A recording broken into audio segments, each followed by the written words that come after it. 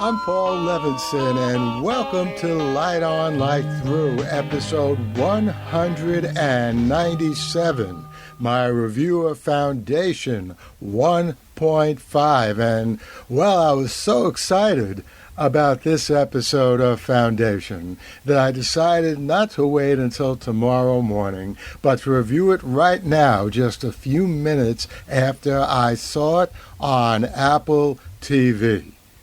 And I'll begin by saying I knew it. Now, how many times have you heard here in my reviews of television series and movies? How many times have you heard me say this on panels, at science fiction conventions, and other popular culture conventions? That if you don't see a character's head literally blown to pieces, well, he or she may still be alive. You know, I said that about Tony Almeida on 24, and I was right.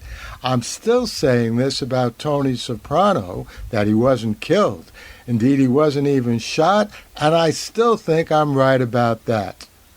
All right, big spoilers ahead for my review here of Foundation 1.5.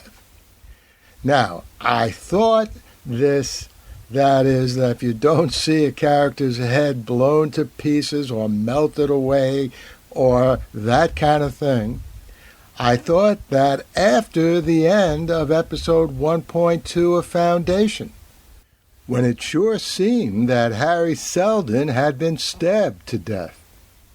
But I was too upset to say it. I didn't want to cheapen that likely loss of such magnitude, that apparent loss of such a pivotal character, by making my off-made point. And the murder did, quote, amply demonstrate the unpredictability of individual behavior. And the murder did, quote, amply demonstrate the unpredictability of individual behavior, unquote. I said that in my review of episode 1.2. I was talking about Rachel's behavior.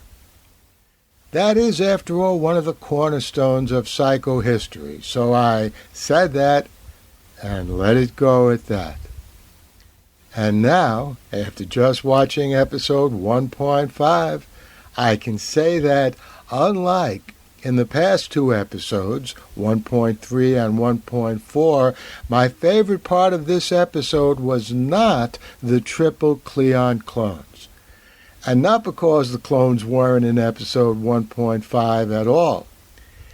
It's because my favorite part of 1.5 was at the very end, where it looks like maybe Harry wasn't killed. Maybe he survived Rachel's stabbing. Now, typically for this riveting, tempting series, we can't be completely sure of that either. Only that apparently Harry was alive after Rach and Gale left the room where Harry had been stabbed. It's not 100% clear to me exactly what Gale saw in that last scene. Now, as far as I can tell, she didn't see that Harry had beamed through time to where Gale was, so maybe she can save him. We've seen no other evidence of Star Trek-like beaming in the Foundation series so far, right? So what Gale and we saw at the end of 1.5 was presumably a holographic recording of Harry alive, not well, not alive and well, but alive after the stabbing. So where is he now? That is, at the time that Gale is seeing this. Well, she realizes she's on her way to Helicon, Harry's home planet. She's very concerned that she'll be apprehended and killed there because the people on Helicon know she murdered Harry. But if Harry wasn't murdered, then Gale will be okay there. In fact, I'm looking forward to Harry greeting her in the flesh in the next episode, which I look forward to watching and reviewing here. The rest of the galaxy, certainly Cleon's clones, think Rach murdered Harry. it's good to know that we likely know better. The Light on Light Through podcast. Well, I hope you enjoyed this short review of that fabulous episode 1.5 of the Foundation series on Apple TV. I'll certainly be back here next week with my review of 1.6, maybe a review of something else in between. Who knows? In the meantime, stay safe, stay well, and enjoy.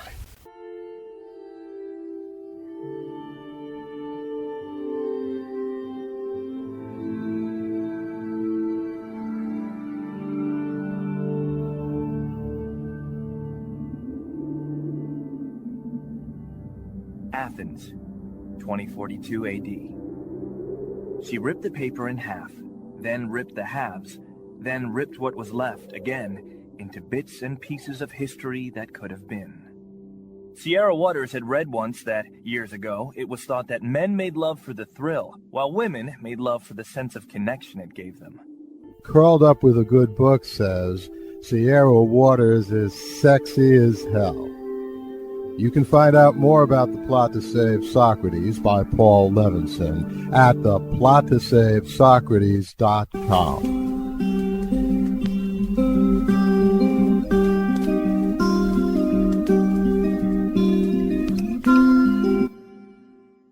Paul Levinson Silk Code, about an ancient biotech war raging on in secret for centuries.